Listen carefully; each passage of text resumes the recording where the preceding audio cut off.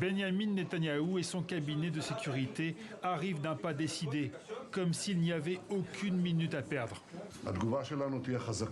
Notre réponse sera forte, rapide et précise. Quiconque essaye de nous blesser, nous répliquerons. Quelques heures plus tard, ce dimanche matin, des soldats israéliens condamnent l'entrée de cette maison. Ici vivait la famille de Hayri Al-Kam, identifiée par les médias comme étant l'auteur de la fusillade de la synagogue qui a fait 7 morts vendredi soir. Les défenseurs des droits de l'homme ont beau dénoncer depuis des années cette politique du châtiment collectif, Benyamin Netanyahou a promis d'accélérer les procédures pour mettre sous scellé ou démolir les maisons des responsables d'attaques anti-israéliennes.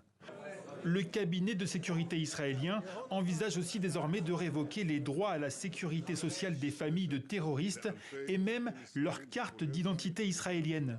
Le Premier ministre veut aussi faciliter l'obtention du permis de port d'armes pour les civils. C'est ce que demandent ses alliés d'extrême droite. Le ministre de l'Intérieur, par exemple, qui vendredi sur les lieux de l'attaque affirmait « Quand les civils ont des armes, ils peuvent se défendre ».